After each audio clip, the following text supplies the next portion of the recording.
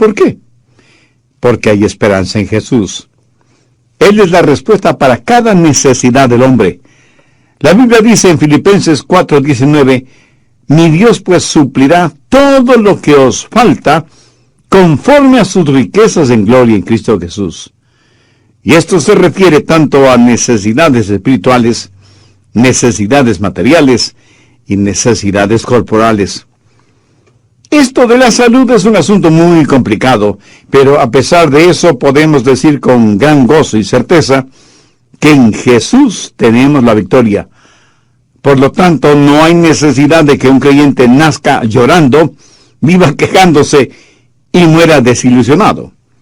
El cristiano debe ser una persona victoriosa, pero con todo y eso, los cristianos también sufrimos aflicciones.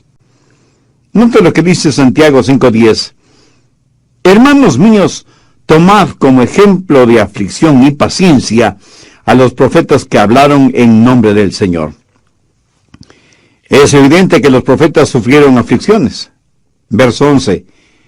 He aquí tenemos por bienaventurados a los que sufren. Habéis oído de la paciencia de Job. Usted bien sabe la historia de Job. Él tuvo aflicciones materiales, físicas, emocionales y corporales. Los problemas de Job fueron proverbiales. Así que el asunto de salud es un asunto complicado. Al respecto, veamos algunos puntos importantes. Primero, la causa de la enfermedad. ¿Por qué la gente se enferma? Las causas son muchas y variadas. Algunas personas se enferman debido a su pecado. De hecho, seguramente nos sorprenderíamos al saber cuántas enfermedades físicas son el resultado del pecado. Busque 1 de Juan 5:16. Si alguno viere a su hermano cometer pecado que no sea de muerte, pedirá, y Dios le dará la vida. Hay un pecado que es de muerte. Ahora, sin adentrarnos en todas las ramificaciones teológicas de este versículo, sencillamente quiero que note que algunas personas mueren debido a su pecado.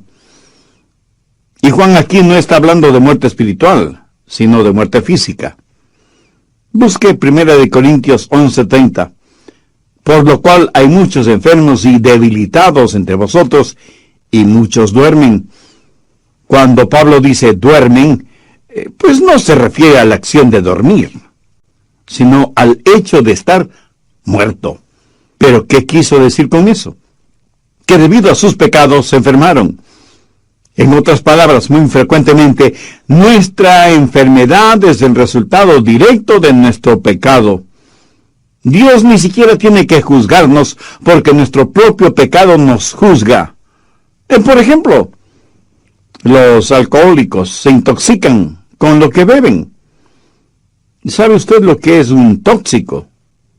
Pues es un veneno. Y si una persona está intoxicada, quiere decir que se ha envenenado ella misma.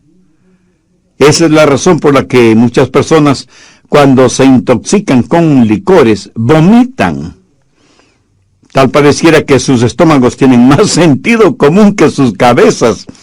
Sus estómagos reaccionan frente al veneno y tratan de rechazarlo, y sin embargo el alcohólico sigue bebiendo. ¡Qué necedad! ¿No le parece? Un borracho se envenena a sí mismo y afecta negativamente a todo su cuerpo. Se le enrojecen los ojos, tiene mal aliento, pierde el sentido de equilibrio y dirección, puede dormir en su borrachera sobre basura y no darse cuenta de ello. Personalmente yo no me explico cómo nadie puede defender ese vicio y decir que mientras se beba responsablemente, todo está bien. En la actualidad se dice que el alcoholismo es una enfermedad. No es extraño que mientras se está buscando la causa de muchas enfermedades para combatirlas y erradicarlas, en cambio se hace una impresionante propaganda para que la gente beba más. Entonces, como dicen, si el alcoholismo es una enfermedad, ¿por qué hacen tanta propaganda para que nos enfermemos? En otras palabras, sabemos la causa de esa enfermedad y se sigue haciendo propaganda, no para erradicar la causa, sino para comercializarla. Somos personas realmente extrañas, sin necesidad de ser extraterrestres. El doctor Evans Graham, de la Universidad de Washington, es conocido como el padre de la moderna cirugía del pecho. Y en relación con el cigarrillo, él dice en su informe médico que el fumar con exceso es la causa del 99% del cáncer del pulmón. Y el doctor Linus Pauling, premio Nobel de Química, asegura que si una persona de 20 años de edad, si fuma una cajetilla de cigarrillos diariamente, está cortando su promedio de vida en 8 años. Aterradora consecuencia de la enfermedad de fumar. Ahora, quienes hicieron estas declaraciones no son ni pastores, ni predicadores, ni sacerdotes o líderes religiosos. Son científicos investigadores que hablan de los resultados de sus investigaciones. Hay otras personas que se enferman debido a la dieta que tienen y la practican hasta el fanatismo, sin ninguna supervisión médica o de algún reconocido nutricionista. Parece que cada persona tiene su propia dieta y trata de hacer que los demás la acepten. En términos generales, no comemos comidas sanas. La actual es una generación que sabe más de comidas rápidas que no benefician, que de comidas nutritivas que son buenas para nuestros cuerpos. Y algunos de ustedes estarán pensando, bueno, lo que está diciendo no tiene que ver conmigo, porque yo no bebo, no fumo, no como comida basura y no vivo una vida sexual desordenada. Pues mi amigo, le felicito. Pero, ¿qué de las preocupaciones? ¿No sabe que la preocupación hará en usted físicamente lo mismo que la arena hace en una maquinaria? En la actualidad hay muchas formas de distracciones, con bebidas incluidas, que le harán daño físicamente, lo mismo que las preocupaciones.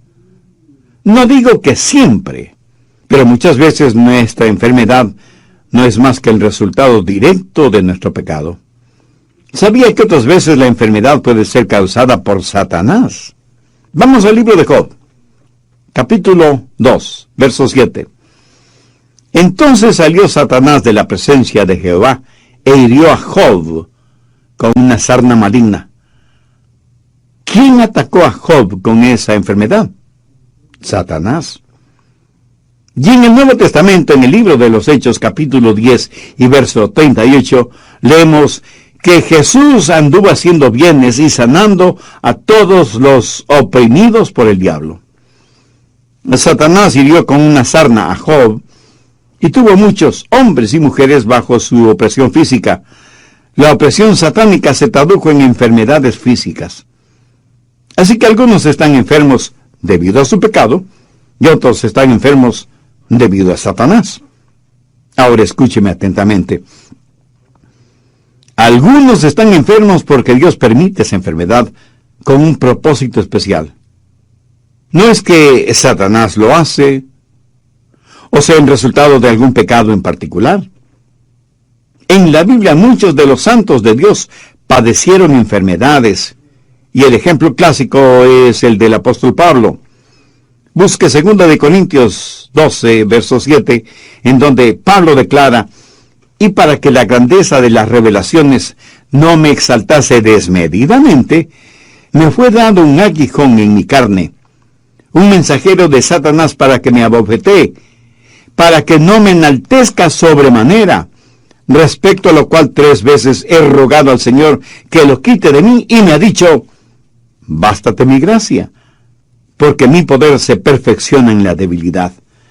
Por tanto, de buena gana me gloriaré más en mis debilidades, para que repose sobre mí el poder de Cristo. Muchos estudiosos de las Escrituras creen que el aguijón en la carne que menciona Pablo seguramente era una enfermedad en los ojos, porque el apóstol, escribiendo a los Gálatas, les dijo: porque os doy testimonio de que si hubieseis podido, os hubierais sacado a vuestros propios ojos para dármelos. ¿Por qué Pablo no fue sanado de su enfermedad? ¿Es que acaso su fe era débil? No lo creo. A lo mejor Pablo estaba fuera de la voluntad de Dios. De ninguna manera. Dios tenía un plan específico y sobresaliente para Pablo. Por un momento quiero que veamos 2 Timoteo 4:20. Aquí Pablo menciona a Trófimo, que estaba sumamente enfermo. Y el apóstol dice, Erasto se quedó en Corinto, y a Trófimo dejé en Mileto, enfermo. Pablo, el apóstol, tenía poder para realizar milagros de sanidad. ¿Piensa que Pablo dejó a Trófimo enfermo en Mileto porque no le importaba o porque la enfermedad de su compañero le era indiferente? De ninguna manera. Sencillamente la voluntad de Dios no era el sanar a Trófimo. Por eso Pablo lo dejó enfermo en Mileto. Veamos ahora 1 Timoteo 5:23. Este es un consejo que Pablo le da a su hijo espiritual Timoteo. Y le dice, ya no bebas agua, sino que usa un poco de vino por causa de tu estómago y de tus frecuentes enfermedades. Timoteo es un hijo de Dios, un predicador del Evangelio y un gran siervo e hijo espiritual de Pablo. Sin embargo, Pablo no tuvo el poder para milagrosamente sanarle. Lo único que pudo hacer el apóstol fue recomendarle que ya no bebiera agua por obvias razones de contaminación y que más bien tomara un poco de vino. El agua en Israel y en la Tierra Santa, en general, tiene un alto contenido alcalínico, no muy recomendable para la buena digestión. Pablo no le está diciendo a Timoteo que se vuelva un borracho, sino que tome un poco de vino para sus enfermedades estomacales. En el Antiguo Testamento, veamos 2 de Reyes 13, verso 14. Estaba Eliseo enfermo de la enfermedad de que murió. ¿Cómo murió Eliseo, quien tuvo una doble porción del espíritu que moraba en Elías?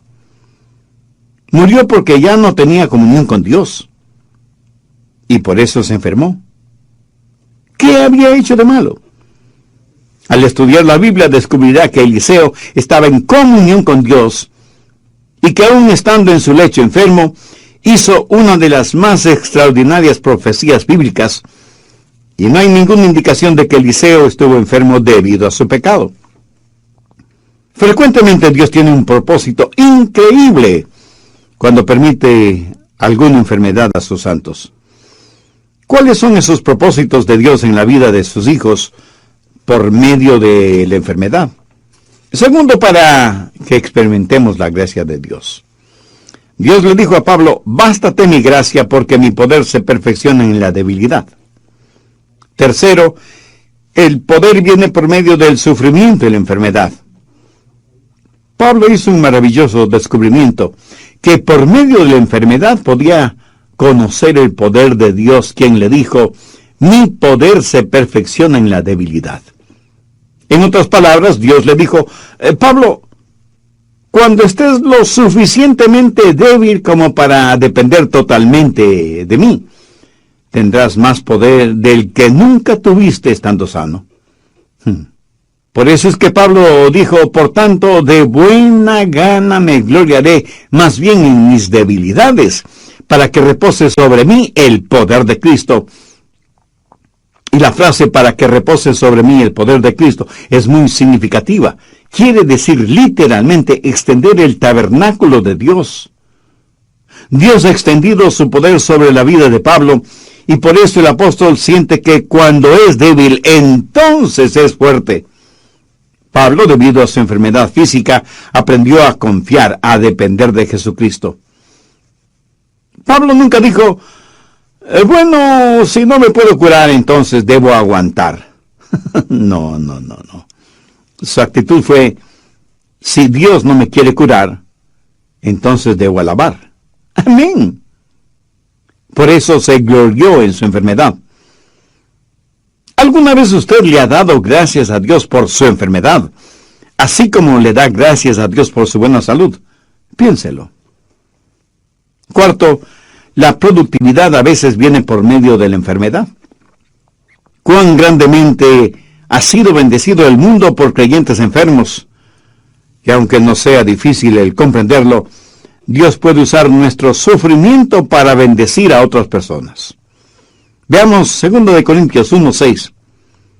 Pero si somos atribulados, es para vuestra consolación y salvación. ¿No es eso maravilloso? Pablo está diciendo, mi aflicción es su consolación, mi sufrimiento es su salvación. El resto del verso 6 dice, la cual se opera en el sufrir las mismas aflicciones que nosotros también padecemos. Recuerda que a Pablo Dios le dijo lo mucho que debía sufrir por amor de su nombre. La productividad a veces viene por medio de la enfermedad. Busque Juan 15, verso 2. Todo pámpano que en mí no lleva fruto lo quitaré, y todo aquel que lleva fruto lo limpiaré, para que lleve más fruto.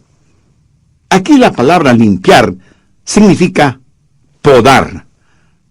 Cortar aquello que podía ser un estorbo en el crecimiento y desarrollo de los racimos. Y aunque es una operación dolorosa, es necesaria. ¿Necesita usted esa operación espiritual? No sabe por qué tiene la enfermedad que tiene. Pero aún mucho más importante que esto es, ¿cuál es su relación con Dios? ¿Quién es y qué representa Cristo en su vida? Si usted tiene dudas respondiendo esas preguntas, entonces usted necesita hacer una decisión espiritual ahora mismo. Un hombre estaba visitando un huerto de manzanas y vio un árbol tan cargado de manzanas que las ramas tenían que ser apuntaladas, y le preguntó al cuidador de la huerta acerca de la productividad de ese árbol. Y el hombre le contestó, Señor, usted no lo va a creer, pero este era uno de los árboles menos productivos en la huerta, por lo que tuve que tomar medidas drásticas. Con un hacha hice una profunda incisión en el tronco del árbol, y desde entonces este árbol ha dado más manzanas que ningún otro árbol del huerto. Aprendí que cuando un árbol no tiene más que ramas y hojas, pero no da ningún fruto, la herida que le hice en el tronco sirvió para despertar a este árbol, para que diera fruto. Interesante, ¿no le parece? Quinto, la pureza llega por medio del sufrimiento y la enfermedad. Veamos 1 de Pedro 5:10. Mas el Dios de toda gracia, que nos llamó a su gloria eterna en Jesucristo, después que hayáis padecido un poco tiempo, Él mismo os perfeccione, afirme, fortalezca y establezca. ¿Alguna vez he pensado que a lo mejor sus sufrimientos son para su perfección, para su fortalecimiento, para su crecimiento espiritual? Por eso es que Pedro está diciendo lo que dijo.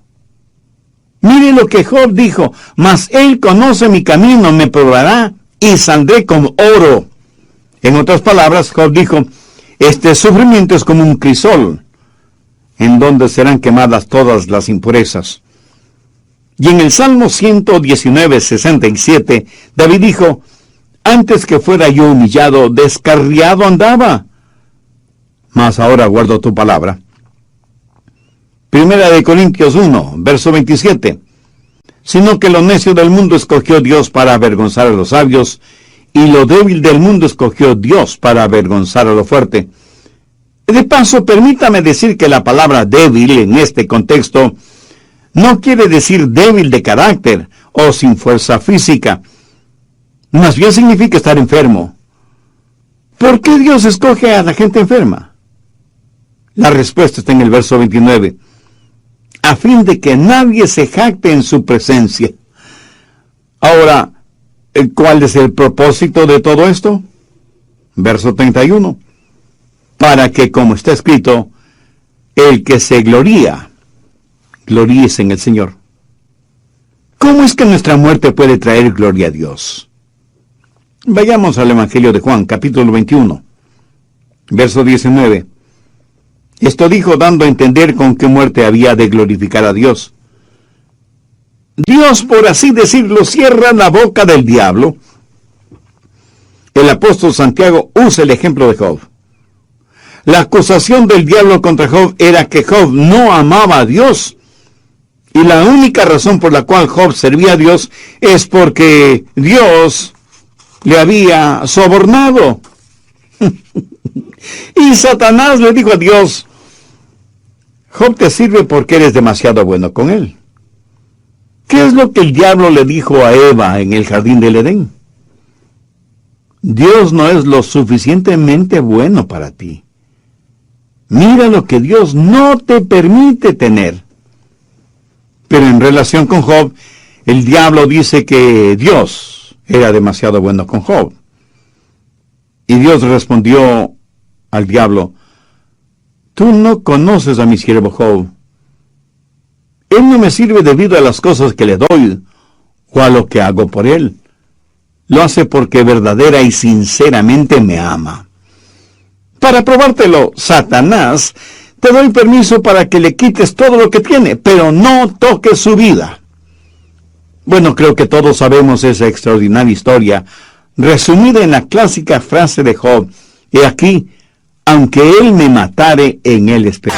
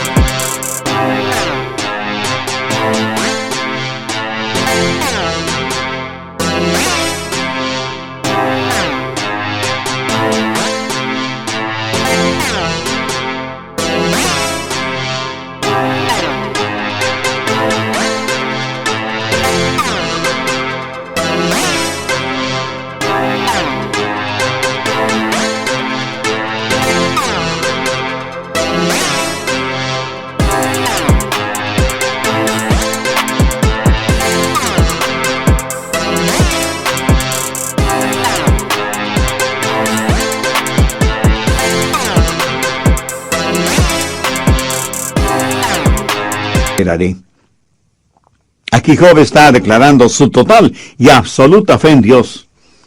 Muchas personas, incluso creyentes, profesan una fe condicionada. Señor, si haces esto por mí, Dios, si me ayudas a conseguir esto o aquello. La verdad es que necesitamos una fe como la de Job, quien dijo: Señor, aunque me mates, te serviré. Eso, mi amigo, cierra la boca de Satanás. ¿No sería formidable que en nuestro contexto actual podamos decir: aunque no tengo buena salud, y aunque no tengo posesiones materiales, amo a mi Dios, y Jesucristo es real y suficiente para mí? Andrew Murray fue un gran hombre de Dios, y él escribió lo siguiente: frente a los problemas, un hijo o hija de Dios pueden decir: Dios me trajo hasta aquí, y es por su voluntad que estoy en este lugar. Él me protegerá con su amor, y me dará la fortaleza para comportarme como su hijo. Él transformará las pruebas en bendiciones, enseñándome las cosas que Él quiere que aprenda. Y finalmente, en su tiempo, Él me sacará de los problemas, como y cuando Él lo quiera. Ahora quiero que veamos algunas de las causas de las enfermedades en los hijos de Dios. No porque hayan cometido algún pecado en particular, sino porque Dios tiene un propósito mucho más importante. Sexto, la cura para la enfermedad. Santiago 5, desde el verso 13. ¿Está alguno entre vosotros afligido? Haga oración. ¿Y está alguno alegre? Cante alabanza. ¿Está alguno enfermo entre vosotros? Llame a los ancianos de la iglesia y oren por él, ungiéndole con aceite en el nombre del Señor. Y la oración de fe salvará al enfermo, y el Señor lo levantará, y si hubiere cometido pecados, le serán perdonados. Aquí la palabra enfermo significa no tener ninguna fortaleza física, pero tampoco se refiere a un simple dolor de cabeza o a que le duele algún diente de la dentadura postiza. No se refiere a nada de eso. Aquí se habla de una verdadera enfermedad genuina, real, terrible. Entonces, ¿cuál es el procedimiento a seguir? Primero, llamar a los ancianos de la iglesia. Esto no necesariamente significa una persona llena de años, aunque esa es la etimología de la palabra, pero más bien se refiere a un líder en la iglesia. Anciano es una palabra usada intercambiablemente en la Biblia referente a un pastor o un obispo. Hay que llamar a los líderes espirituales en la iglesia, no simplemente a cualquier persona, no a pseudopastores o líderes o apóstoles o profetas, que no son más que lobos disfrazados de ovejas. Segundo, orar por el enfermo y ungirle con aceite. Así lo dice el verso 14. Oren por él ungiéndole con aceite en el nombre del Señor. Ahora, ¿qué significa ungir con aceite? Algunos estudiosos dicen que significa el uso de medicinas, que hace referencia al uso de medicamentos para curarse. De paso, permítame decir que Dios puede usar doctores para sanar a algún enfermo. No hay nada de malo en consultar con un doctor. Lo malo es depositar la fe en ese doctor en vez de tener fe en Jesucristo. En mi opinión, el ungimiento con aceite no se refiere al uso de medicamentos. En algún comentario bíblico leí que ungir a una persona con aceite significa prácticamente cubrirle completamente con aceite. Bueno, yo no lo creo así. Eso equivaldría a tener un enfermo resbaloso. En la Biblia, el aceite fue usado como símbolo del Espíritu Santo, separando y santificando a alguna persona específicamente para la causa de Cristo. Permítame darle un ejemplo de lo que estoy diciendo. Vayamos al libro de Levítico, en el Antiguo Testamento, capítulo 8, verso 10. Y tomó Moisés el aceite de la unción, y ungió el tabernáculo y todas las cosas que estaban en él. ¿Lo comprende? Cuando usted unge con aceite a alguien o a algo, lo santifica. ¿Tiene problemas entendiendo lo que significa la santificación? Es muy sencillo. Significa apartar para un propósito o para un trabajo específico. Mire los siguientes versículos, el 11 y 12. Y roció de él sobre el altar 7 veces, y ungió el altar y todos sus utensilios, y la fuente y su base para santificarlos, y derramó del aceite de la unción sobre la cabeza de Aarón, y lo ungió para santificarlo. El ungimiento con aceite es un acto simbólico, similar a la Cena del Señor, o Santa Cena, o Comunión, al bautismo por inmersión, o la imposición de ancianos, o a los líderes espirituales de la iglesia, y ellos le ungen con aceite en el nombre del Señor Jesucristo, significa que esa persona, aunque esté enferma, está separada para el servicio y la causa de Cristo. Ahora, ¿por qué Dios debería sanar a una persona que no ha sido santificada? ¿O por qué Dios debería darle buena salud para que usted siga sirviendo al diablo? El ungimiento de una persona enferma es la declaración tácita de que esa persona está total y completamente entregada en cuerpo y alma al control del Espíritu Santo. Conozco a cientos de personas que han testificado y traído muchas almas al conocimiento de Cristo como Salvador personal, estando enfermas y en cama. O sea que, estando enfermas, hicieron más de lo que nunca hicieron estando sanas. Nuevamente, veamos Santiago 5, versos 13 y 14.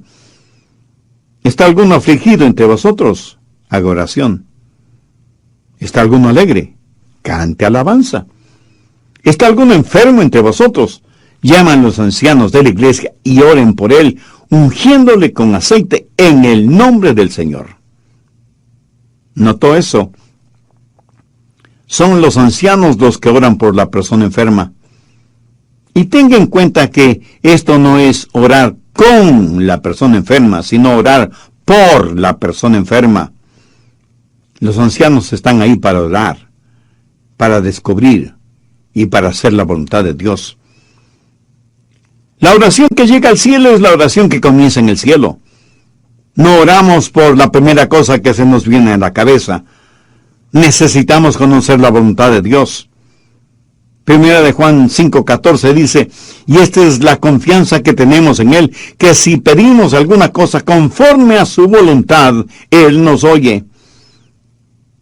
Oramos por la persona enferma para determinar la voluntad de Dios. Así que primero oramos y luego la ungimos con aceite en el nombre del Señor.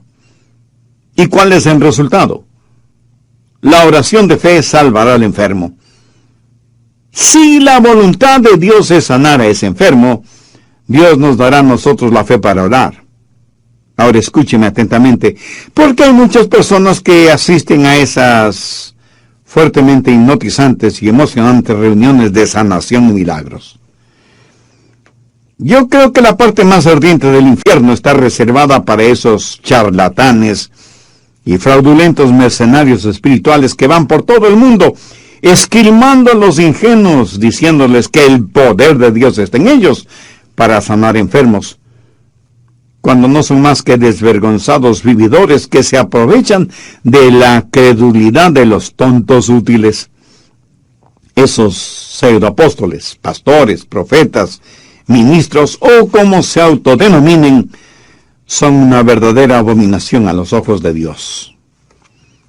Pero esto no invalida el poder de Dios para sanar.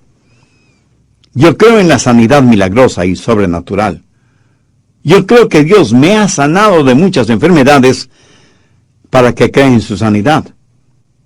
Pero recuerde que cada cosa que Dios hace, Satanás la falsifica.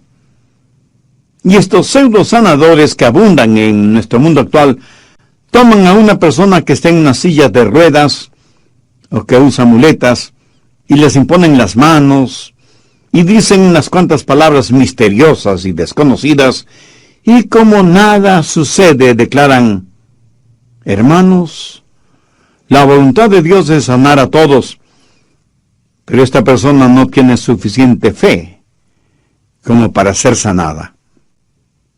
Ahora piense conmigo por un momento. ¿Puede imaginarse lo que hará eso en una persona que no entiende la Biblia? ¿Se da cuenta del tremendo daño que hacen al ego espiritual de esa persona? No creo que haya nada más abominable que eso. Si usted estudia detenidamente este pasaje de Santiago, descubrirá que no es la fe del enfermo de la que se está hablando, sino de la oración de fe de quienes oran por él. Y en vez de decirle al enfermo, no tienes suficiente fe para ser sanado, deberían decir, yo no tengo la suficiente fe para orar por ti. ¿Qué es lo que dice la Biblia? La oración de fe salvará al enfermo. Pero no se refiere a la oración del enfermo, sino a la oración de los líderes espirituales, de los ancianos, por el enfermo. Cuando una persona ha sido ungida y santificada, esa persona ha sido apartada para el servicio de Dios. Y cuando se ora con fe buscando la voluntad de Dios, el Santo Espíritu de Dios honrará esa oración de fe. Esto lo sé porque lo he visto suceder. He visto cómo Dios ha sanado en forma milagrosa e instantánea, en respuesta a la oración de fe. Yo no tengo el don de sanidad. No lo tengo ni lo busco, porque ese no es mi llamado. Pero esto no quiere decir que no ore por los enfermos. Y he visto cómo Dios ha sanado, no todos, pero a muchos de ellos. Y he dado la honra y la gloria a Dios, que es el único que puede sanar enfermos, si esa es su voluntad. Si no lo es, no hay ningún hombre o mujer sobre esta tierra que pueda sanar a ningún enfermo, aunque diga que lo hace en el nombre de Jesús. Al respecto, busque Mateo 7, versos 22 y 23. Muchos me dirán en aquel día, Señor, Señor, no profetizamos en tu nombre, y en tu nombre echamos fuera demonios, y en tu nombre hicimos muchos milagros. Y entonces les declararé, nunca os conocí. Apartaos de mí, hacedores de maldad. Si como resultado de haber escuchado este mensaje usted siente la necesidad de hacer una decisión espiritual, le invito a repetir conmigo la siguiente sencilla oración. Querido Dios, gracias